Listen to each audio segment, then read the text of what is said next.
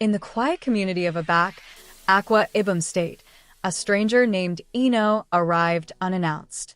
She carried a small bag and moved with purpose, her eyes scanning the faces of locals.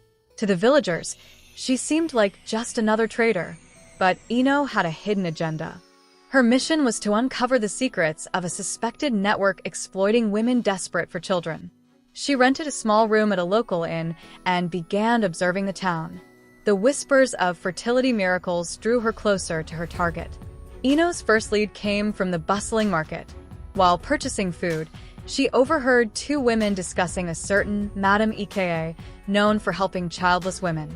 Intrigued, Eno engaged them in conversation, feigning interest. "Is it true she can help anyone?" she asked innocently. The women nodded but warned her to be discreet.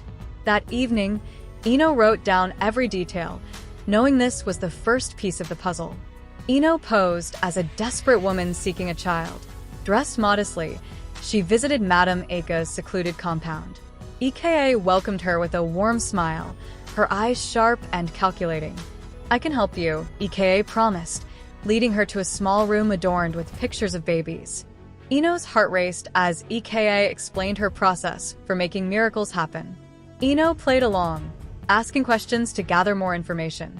Eka described a ritual involving expensive herbs and prayers to ensure conception. The cost was steep, and Eka demanded payment upfront. Eno hesitated, pretending to be worried about the cost. "Don't worry, my child," Eka assured her. "You will carry your baby soon." Eno promised to return with the money, using the delay to plan her next move. That night, Eno met with a local journalist, Anifiak, who had been tracking similar cases. He shared stories of women who claimed to have conceived after meeting Eka, but later discovered their babies were not biologically theirs. "It's a scam," Anifiak said. Together, they decided to dig deeper into Eka's operations. Eno approached one of Eka's former clients, a woman named Idara, who had grown suspicious after her child's birth. Idara revealed how Eka arranged for her to deliver in a private clinic. "The baby didn't look like me or my husband," she said, tears streaming down her face. Idara's story confirmed Eno's suspicions. Eno and Anifiak visited the clinic Idara mentioned, pretending to seek medical advice. The building was run down, with unlicensed staff handling patients. Eno's questions about Eka were met with evasive answers. She noted every detail, sensing she was closer to exposing the scam. Anifiak traced payments made to Eka and discovered links to a black market baby network. Women paid exorbitant fees for fertility treatments, only to be handed stolen or trafficked babies. Eno realized the scale of the operation and its devastating impact. Eno returned to Eka's compound, pretending to be ready for the process. While Eka prepared, Eno secretly recorded their conversation. Eka's confidence slipped as she boasted about her success stories, unknowingly incriminating herself. Eno stumbled upon a hidden room in Eka's compound filled with baby clothes and fake medical documents. She quickly took photos before escaping unnoticed. The evidence was damning but dangerous to possess. Anifiak's investigation revealed connections between Eka and other fertility fraudsters in neighboring towns. Eno's findings were shared with local authorities, who began surveillance on Eka and her associates. Early one morning, police raided Eka's compound. Eno watched from a distance as Eka and her accomplices were led away in handcuffs.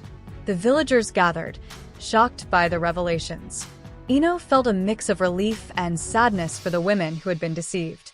Idara and other victims came forward to share their stories, demanding justice. Eno helped them file complaints, ensuring their voices were heard. The community began to understand the depth of the scam. Eno organized workshops to educate women about legitimate fertility treatments and adoption options. Slowly, trust began to rebuild in the community. Eno's efforts brought hope to many families. In court, Eka and her accomplices faced charges of fraud, child trafficking, and endangering lives. Eno and Anifiak testified, presenting the evidence they had gathered. The trial became a turning point for the community. Eka was sentenced to prison, and the clinic was shut down. Victims received counseling and support to move forward. Ino's work inspired others to fight against exploitation. As Ino prepared to leave Abak, she reflected on the journey. Desperation, she realized, made people vulnerable to exploitation. Her story served as a reminder to seek help wisely and to expose injustice wherever it exists. This story is a reminder of the power of truth and resilience in the face of exploitation.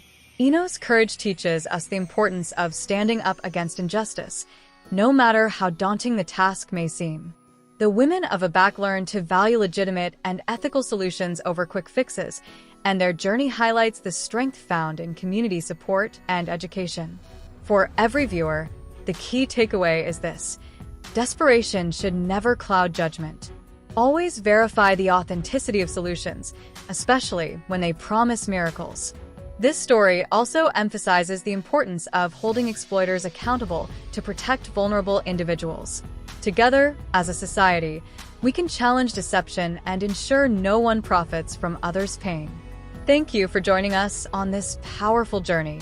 Share this story to inspire others, and remember, truth and determination can heal even the deepest wounds. Thank you for watching. Please like, share, and subscribe to our YouTube channel for more videos.